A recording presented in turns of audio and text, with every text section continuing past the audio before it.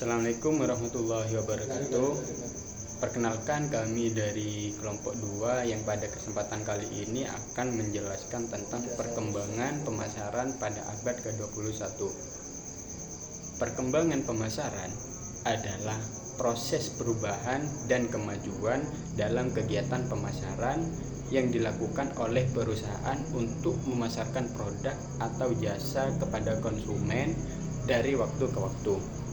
Perkembangan ini dipengaruhi oleh berbagai faktor seperti kemajuan teknologi, perubahan perilaku konsumen, serta perkembangan media komunikasi. Dalam perkembangannya, pemasaran tidak hanya berfokus pada kegiatan menjual produk saja, tetapi juga pada bagaimana perusahaan dapat memahami kebutuhan konsumen, menciptakan nilai bagi pelanggan, serta membangun hubungan jangka panjang dengan konsumen. Nah, oleh karena itu, seiring dengan perkembangan tersebut, muncul berbagai konsep utama dalam pemasaran serta perubahan orientasi pemasaran dari waktu ke waktu. Maka dari itu, konsep utama pemasaran dan perkembangan era orientasi pemasaran akan dijelaskan oleh pemateri berikutnya. Konsep utama pemasaran adalah dasar atau prinsip yang digunakan perusahaan untuk memahami kebutuhan konsumen dan menjual produk. Yang pertama yaitu ada kebutuhan, keinginan, dan permintaan konsumen, di mana kebutuhan itu sesuatu yang harus dipenuhi manusia, seperti halnya makan, pakaian, tempat tinggal. Yang kedua yaitu keinginan. Bentuk kebutuhan yang dipengaruhi oleh selera atau budaya, semisal ingin makan di restoran tertentu.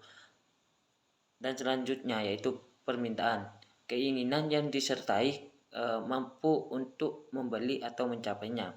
Yang kedua yaitu ada produk. Produk di sini adalah sesuatu yang ditawarkan kepada konsumen untuk memenuhi kebutuhan, bisa berupa jasa, barang, ide, atau pengalaman. Yang ketiga yaitu nilai dan kepuasan pelanggan.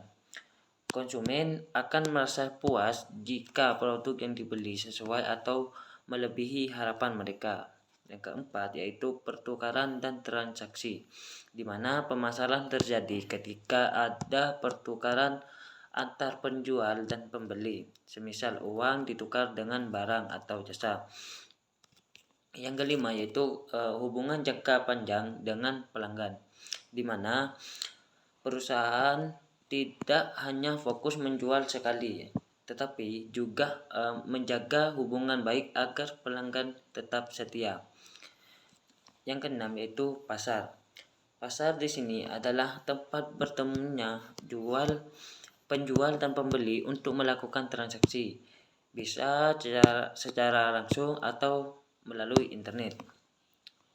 Yang kedua yaitu struktur arus dalam pertukaran ekonomi modern, di mana struktur arus menjelaskan bagaimana proses pemasaran berjalan dari produsen sampai ke konsumen, di mana proses pemasaran melibatkan produsen, perantara, dan konsumen. Yang pertama yaitu saluran komunikasi, di mana digunakan untuk menyampaikan informasi produk kepada konsumen, contoh iklan, media sosial, dan internet. Yang kedua yaitu saluran distribusi, jalur yang digunakan untuk menyalurkan produk dari produsen ke konsumen, contoh distributor, agen. Yang ketiga yaitu saluran jasa, di mana layanan yang membantu proses pemasaran, contoh transportasi, bank, dan gudang. Dengan perkembangan teknologi digital, transaksi sekarang bisa dilakukan secara online tanpa batas tempat dan waktu. Yang ketiga yaitu perkembangan era orientasi pemasaran perusahaan, di mana cara perusahaan memasarkan produk berkembang dari waktu ke waktu. Yang pertama ada era produksi. Era produksi yaitu perusahaan fokus pada produksi massal dan harga murah agar produk bisa dijual dengan banyak. Yang kedua yaitu era produk, di mana perusahaan fokus pada kualitas dan inovasi produk supaya lebih baik dari pesaing.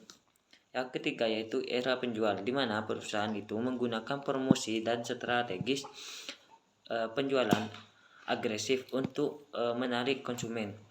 Yang keempat yaitu era pemasaran, di mana perusahaan itu mulai fokus pada kebutuhan dan keinginan konsumen. Yang kelima yaitu era pemasaran relasional dan sosial. Perusahaan tidak hanya menjual produk tetapi juga membangun hubungan jangka panjang dengan pelanggan dan memperhatikan dampak sosial.